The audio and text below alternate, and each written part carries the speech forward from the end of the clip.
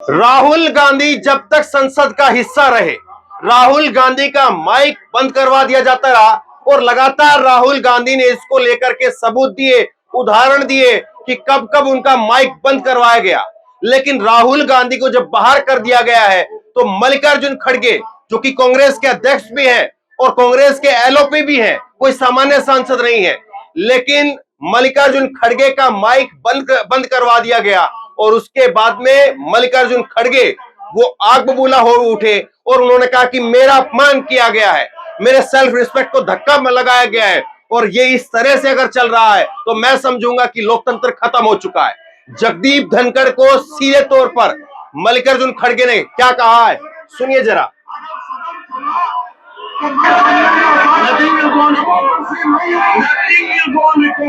इसीलिए मैं ये सोच के उठा था कि मुझे मौका मिलेगा और बात करने के लिए मैं पूरे अपने इश्यूज को सदन के सामने रख रहा था।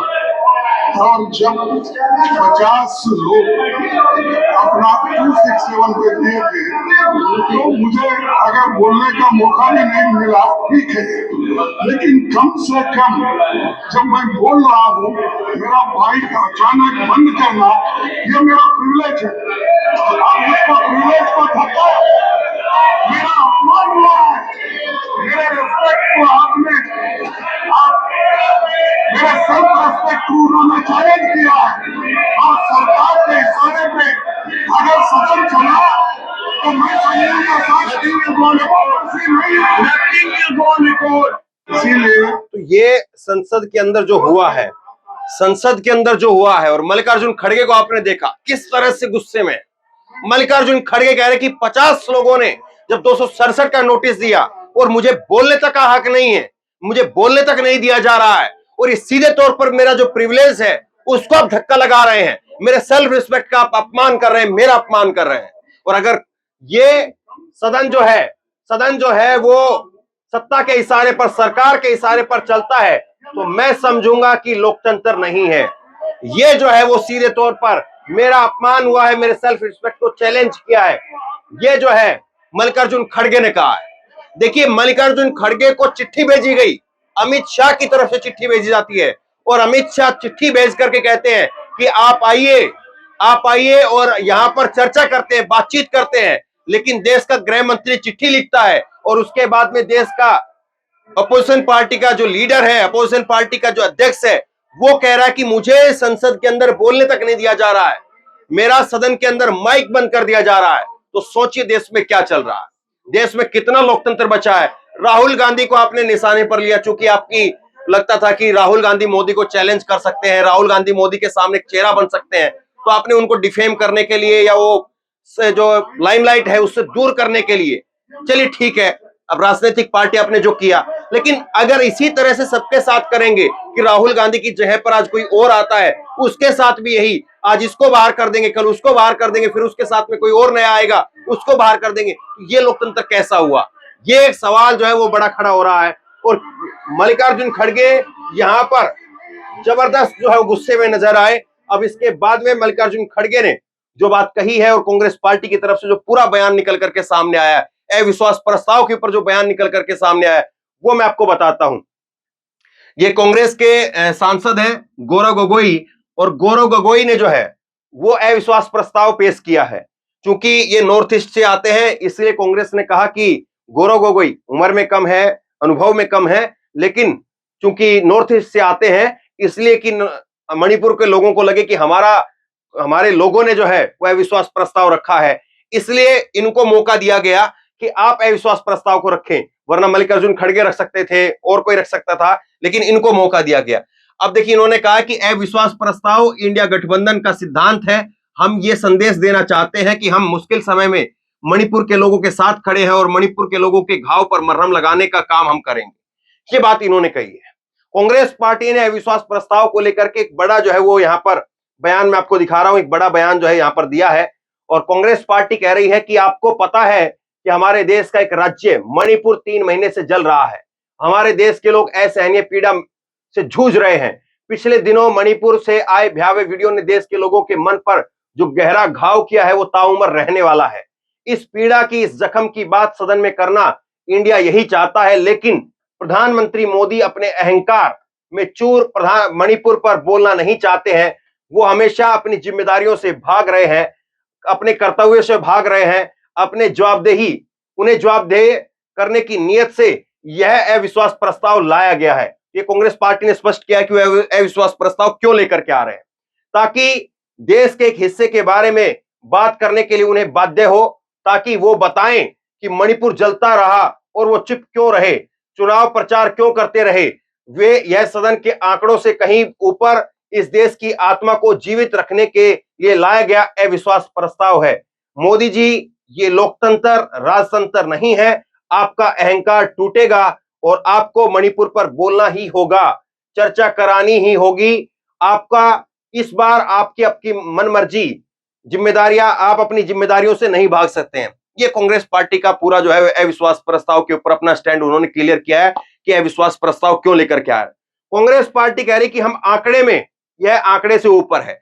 मतलब कांग्रेस पार्टी कह रही कि हम आंकड़े में उनसे नीचे हैं, ये बात सही है, लेकिन ये आंकड़ों की बात नहीं है। ये बात ये है कि हम देश को ये बताना चाह रहे हैं, हम प्रधानमंत्री को ये बताना चाह रहे हैं कि मणिपुर जलता रहा और मणिपुर पर प्रधानमंत्री मौन रहे। अब वो मौन नहीं रह सकते हैं, उनको बोलना पड़ेगा। और कैसे कर्नाटक के अंदर चुनाव चल रहा था, कर्नाटक के चुनाव में मोदी जी चले गए, उसके बाद मणिपुर नहीं गए। उसके बाद मोदी ऑस्ट्रेलिया चले गए, लेकिन मणिपुर नहीं गए। उसके बाद अमेरिका चले गए, संयुक्त अरब अमीरात चले गए, लेकिन मणिपुर नहीं गए। कांग्रेस पार्टी कह रही कि हम जो है आंकड़े में नहीं कि हम जीतेंगे, अविश्वास प्रस्ताव में हारेंगे, ये बात नहीं है। हमारा मकसद ये है कि प्रधानमंत्री संसद के अंदर आए, प्रधानमंत्री संसद में आकर के बयान दे, बताए कि वो चुप क्यों रहे। हमारा मकसद जो है वो ये है। तो कांग्रेस पार्टी ने अपना स्टैंड जो है यहां पर ये अविश्वास प्रस्ताव को लेकर के साफ किया है। और कल जब चिट्ठी लिखी थी मल्लिकार्जुन खड़गे को अमित शाह की तरफ से, तो अमित शाह को आज जो है मल्लिकार्जुन खड़गे ने जवाब दिया है। चिट्ठी लिखी है 2 पन्ने की, और 2 पन्ने की चिट्ठी लिख करके उन्होंने जवाब दिया है। लबोलवाब क्या है, ट्वीट उन्होंने किया है। उन्होंने ट्वीट करते हुए लिखा है कि एक ही दिन में आदरणीय प्रधानमंत्री देश की विपक्षी दलों को अंग्रेज शासकों और आतंकवादी दलों से जोड़ते हैं, और उसी दिन गृह मंत्री भावनात्मक पत्र लिख करके विपक्ष से सकारात्मक रवैये की अपेक्षा करते हैं। सत्ता पक्ष और विपक्ष में समन्वय का अभाव वर्षों से दिख रहा है। अब यह खाई सत्ता पक्ष के अंदर भी दिखने लगी है। इस पर प्रधानमंत्री द्वारा विपक्षी दलों को दिशाहीन बताना बेतुका ही नहीं बल्कि दुर्भाग्यपूर्ण है। प्रधानमंत्री जी से हम इस सदन में आकर के मणिपुर पर बयान देने का आग्रह कर रहे हैं, परंतु ऐसा लगता है कि उनका ऐसा करना उनके सम्मान को ठेस पहुंचाता है। हमारी देश की जनता के प्रति प्रतिबद्धता है, हम इसके लिए हर कीमत देंगे। देखिए, जो ये चिट्ठियों का आदान प्रदान होता है, ये चिट्ठियां सालों तक रहती हैं, सालों तक जो है ये सरकारी रिकॉर्ड का हिस्सा है।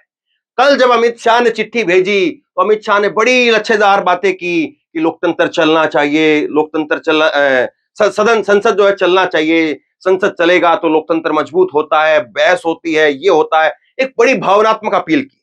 अब उसका जवाब देना था। हालांकि दोनों पक्ष से दोनों तरीकों से पता है, लेकिन दोनों अपनी तरफ से जो है वो एक जो सरकारी जो रिवायत होती है उसको निभाने का काम कर रहे हैं। अगर मैं ये कहूं तो शायद ठीक रहेगा।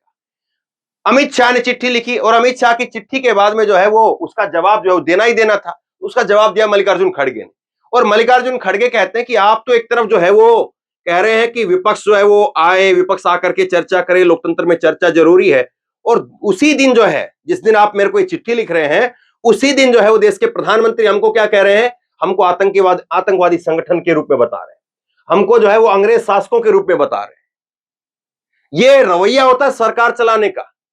कल दरअसल जो प्रधानमंत्री ने जो बयान दिया उसको जो राजनीतिक जानकार है वो ये कह रहे हैं कि प्रधानमंत्री चाहते ही नहीं है कि संसद के अंदर जो गतिरोध है वो खत्म हो।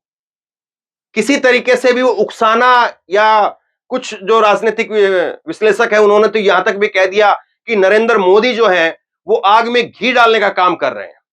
एक तरफ तो जो है उनका ये मकसद होना चाहिए, बड़ा दिल दिखाना चाहिए, विपक्ष के साथ बातचीत होनी चाहिए, और ये बात मुद्दा होना ही नहीं चाहिए कि प्रधानमंत्री आए जवाब दे, प्रधानमंत्री आए जवाब दे। इसको लेकर के 4-5 दिनों से जो है बहस ना हो रही हो। प्रधानमंत्री को तो पहले दिन आकर के सबसे पहले बोल करके इस मुद्दे को खत्म कर देना चाहिए था, लेकिन वो उस काम को नहीं करवा पाए, वो उस काम को नहीं कर पाए, और उल्टा विपक्ष जो है अगर कहीं तरीके से भी शांत हो या विपक्ष को लगे कि चलो गृह मंत्री बोल रहे हैं तो उनकी बात को सुन लिया जाए, एक तरफ गृह मंत्री चिट्ठी लिखते हैं और दूसरी तरफ नरेंद्र मोदी जो है वो अंग्रेजों के साथ में और आतंकवादियों के साथ में तुलना कर देते हैं। तो आप बताइए कि कैसे विपक्ष जो है वो टेबल पर आएगा? फिर आपको टेबल पर बुलाना ही नहीं चाह रहे हैं।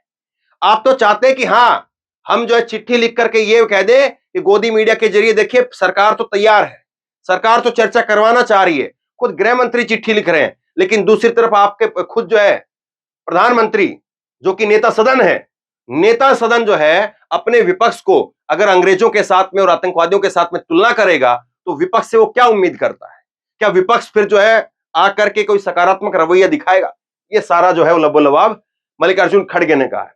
तो ये मान करके चलिए कि लंबी जो है अभी यहां पर जो ये रस्साकसी चल रही है चलेगी। अब अविश्वास प्रस्ताव के दौरान ये सारी चीजें उभर करके आएंगी और अविश्वास प्रस्ताव जो स्वीकार कर लिया गया है। आज जो है वो सुबह जैसे ही 10 बजे से पहले अविश्वास प्रस्ताव दिया जाता है, जैसे ही सदन की कार्रवाई शुरू हुई, अविश्वास प्रस्ताव को लेकर के स्पीकर ओम बिरला ने जो है इस पर कहा कि मुझे अविश्वास प्रस्ताव जो है वो मुझे प्राप्त हुआ है। और गौरव गोगोई जिन्होंने अविश्वास प्रस्ताव दिया उनको खड़े करके पूछा गया कि क्या आप पेश करना चाहते हैं ये, तो उन्होंने कहा कि हाँ पेश करना चाहते हैं।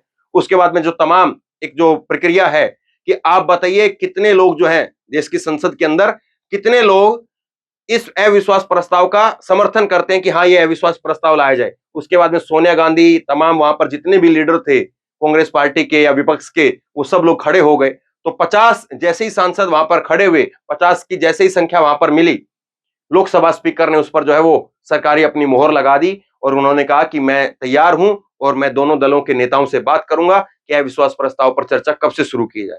तो फिर उसके बाद में चर्चा का जो दौर है वो शुरू होगा, लेकिन जो रस्साकसी है वो खत्म नहीं हो रही है। और अविश्वास प्रस्ताव के जरिए विपक्ष ने, इंडिया ने जो एक बड़ा जो है वो विकेट ले लिया है और वो विकेट है यहां पर नामा नागेश्वर राव का। ये नामा नागेश्वर राव है और ये बीआरएस के सांसद हैं, बीआरएस के सांसद नामा नागेश्वर राव। और इन्होंने सरकार के खिलाफ जो है वह अविश्वास प्रस्ताव दाखिल किया। जो 50 लोगों का जो साइन है उसमें ये भी हैं नामा नागेश्वर राव। और आज ये मल्लिकार्जुन खड़गे के चैम्बर में जब बैठक हो रही थी तो उस मीटिंग में आए भी थे। और ये बड़ा विकेट इसलिए है, सरकार विपक्ष के लिए बड़ी जीत इसलिए है क्योंकि ये बेंगलुरु की उस बैठक में नहीं थे, बेंगलुरु की उस बैठक में नहीं गए थे। ये इंडिया का जो गठबंधन बना है उस इंडिया के गठबंधन में भी नहीं है। क्यों? क्योंकि तेलंगाना में इनकी सरकार चल रही है और तेलंगाना में कांग्रेस जो है वो इनके खिलाफ मजबूती से लड़ रही है और बीजेपी वहां पर कहीं नहीं है। वहां पर लड़ाई जो है वो कांग्रेस वर्सेस जो है वो बीआरएस की है। विधानसभा के चुनाव जो है वो यहां पर मध्य प्रदेश और राजस्थान छत्तीसगढ़ के साथ साथ तेलंगाना में भी होने हैं। तो चुनाव बिल्कुल सामने है, इसलिए दोनों पार्टियां वहां पर गठबंधन नहीं करना चाह रही, क्योंकि गठबंधन कर लेंगे तो फिर सरकार में कौन और कैसे, तो वो सब चीजें हैं। लेकिन यहां पर जो है कम से कम अविश्वास प्रस्ताव में उनको एक नोटिस मिल गया है। तो 2024 के लिए भी एक अच्छी चीज जो है वो विपक्ष के लिए कही जा सकती है। नीतीश कुमार सामने आए और नीतीश कुमार 11:30 बजे वो सामने आकर के कहते हैं कि प्रधानमंत्री को इस पर मणिपुर के मुद्दे पर बयान देना चाहिए। वे प्रधानमंत्री सब दिन गायब रहते हैं, मणिपुर में जो घटनाएं हो रही है विपक्ष एकजुट होकर के इस मुद्दे को उठा रहा है। तो ये नीतीश कुमार ने जो है कहा है कि मोदी जी जो है वो गायब है, उनको आना चाहिए और आकर के अपना बयान जो देना चाहिए। अब सुप्रिया सिन्नेत ने कल जब मोदी जी ने जो बात कही उसको लेकर के सुप्रिया सिन्नेत का एक जवाब आया। उन्होंने कहा कि जब सामने इंडिया हो तो डर वाजिब है। मोदी जी भी बौखला गए हैं, इंडिया से भला कौन जीत पाया है। मणिपुर इंडिया के साथ में खड़ा है, मणिपुर के साथ इंडिया खड़ा है। आप भी कोशिश कीजिए, कब तक रणछोड़ बने रहेंगे और यह सब इंडियन मुजाहिदीन के एजेंट है क्या? ये जो है वो मैं यहां पर सुप्रिया सिन्नेत ने कहा है कि आपको जब इंडिया जो है वो एक आतंकी संगठन लगता है या आतंकी संगठन के एजेंट लगता है तो आप बताइए skill India, startup India, digital India, Khelo India, make in India, new India, BJP India, ये भी क्या इंडियन मुजाहिदीन के एजेंट है? ये जो सुप्रिया सिन्नेत ने कहा है, सुनिए जरा उन्होंने क्या बयान दिया है। जब इंडिया सामने हो तो डर वाजिब है और इंडिया को अपने सामने खड़ा देखकर प्रधानमंत्री मोदी डर गए हैं, घबरा गए हैं, बौखला गए हैं। लेकिन घबराइए मत मोदी जी, क्योंकि इंडिया पूरी तरह से मणिपुर के साथ खड़ा है। इंडिया मणिपुर के आंसू पोंछेगा उनको ढांढस बंधाएगा। इंडिया पूरे देश की मोहब्बत मणिपुर तक पहुंचाएगा। ये इंडिया का वादा है। लेकिन आप कब तक रणछोड़ बने रहिएगा? आप कब बात करिएगा मणिपुर की? आप कब शांति की अपील करिएगा? 36 सेकंड मणिपुर पर बोलकर कुत्सित राजनीति करके आप बच जाइएगा। मणिपुर इस देश का हिस्सा है। आप प्रधानमंत्री हैं, कोई पार्ट टाइम टेलीप्रॉम्प्टर पढ़ने वाले नायक थोड़े ही हैं। इस देश के प्रधानमंत्री को मणिपुर में सदन में बोलने से क्या डर है? आज देश ये सवाल पूछ रहा है। कब तक भागे भागे फिरिएगा? और असलियत यह है कि आप पानी पी पी कर विपक्ष को कोसते कोसते आज इस देश के खिलाफ खड़े हो गए। आपने इस देश को, आपने इंडिया को ईस्ट इंडिया कंपनी और इंडियन मुजाहिदीन के समकक्ष खड़ा कर दिया, और इसके लिए आपको देश माफ नहीं करेगा। लेकिन एक सवाल है, क्या skill India, startup India, digital India, Khelo India, आपका new India, BJP for India, ये इंडियन मुजाहिदीन की एजेंट है क्या? ये सवाल आपसे रहेगा। लेकिन एक बात याद रखिएगा, और मैं समझती हूं आपका डर, क्योंकि इंडिया के आगे तो कभी कोई जीतता ही नहीं है, और ये तो इतिहास साक्षी है। याद रखिएगा मोदी जी, जुड़ेगा भारत, जीतेगा इंडिया। तो अब जो भारत और इंडिया में भी जो खेल करने की जो है वो सरकार की तरफ से जो कोशिश है, उसको भी विपक्ष जो है उसकी हवा निकालने की कोशिश कर रहा है कि इन्होंने जो टैगलाइन दी है, जुड़ेगा भारत, जीतेगा इंडिया। ये सारी बात है। अब इसके बाद में प्रियंका गांधी का एक कल ट्वीट आता है, और प्रियंका गांधी ने ट्वीट करके कहा कि प्रधानमंत्री जी इतनी नकारात्मकता क्यों है? Indian national developmental inclusive alliance India के मूल संविधान की भावना है। देश के युवाओं को रोजगार, जनता को महंगाई से राहत, हर तबके की खुशहाली, किसानों श्रमिकों की भलाई, महिलाओं की सुरक्षा व सहायता, देश में एकता, प्रेम व शांति का सकारात्मक एजेंडा है। राजनीति के चलते इंडिया के लिए आपने नकारात्मक और अपमानजनक रुख अपना रखा है। बार बार इस नाम के साथ में नकारात्मक मायने जोड़ना आपके पद की गरिमा के प्रति उचित नहीं है। देश के लोग नकारात्मक नहीं है, सकारात्मक राजनीति चाहते हैं। संसद में मणिपुर पर देश आपकी बात सुनना चाहता है। देश महंगाई और बेरोजगारी पर जवाब चाहता है। ये जो है प्रियंका गांधी ने कल जो है शाम को ट्वीट किया। तो ये कांग्रेस पार्टी जो है वो मोदी को घेरने की कोशिश कर रही है। मल्लिकार्जुन खड़गे जो है वो संसद में घेरने की कोशिश कर रहे हैं, लेकिन आज उनकी तरफ से एक बड़ा जो है वो आरोप लगाया गया कि उनका माइक बंद करवाया जा रहा है। तो क्या मोदी सरकार राहुल गांधी की जगह पर जो भी आएगा उसको भी बंद करवा देंगे? और या राहुल गांधी आज अगर होते तो सोचिए, अगर आज मल्लिकार्जुन खड़गे को, उनकी आवाज को, अगर उनके माइक को बंद करवाया जा रहा है, तो अगर राहुल गांधी अगर आज होते तो मणिपुर को लेकर के क्या बोलते, और मणिपुर को लेकर के अगर वो जो बोलते तो उनके माइक के साथ में क्या किया जाता, उनकी आवाज क्या वाकई देश के लोगों तक पहुंचने दी जाती या बंद करवा दी जाती? बताइए आप क्या सोचते हैं। नीचे कमेंट बॉक्स में अपनी राय जरूर दें। इस वीडियो को खूब शेयर करें, लोगों तक पहुंचाएं, और इसी तरह की तमाम खबरों के लिए ऑनलाइन न्यूज इंडिया को सब्सक्राइब कीजिए। साथ में जो बेल आइकन है, घंटी है, उसको जरूर दबाइए, ताकि जैसे कोई खबर अपलोड करें उसकी नोटिफिकेशन सीधे सबसे पहले आपको मिल सके। और अगर ये वीडियो फेसबुक पर देख रहे हैं तो हमारे पेज को लाइक कीजिए, फॉलो कीजिए और इस खबर को शेयर कीजिए। धन्यवाद।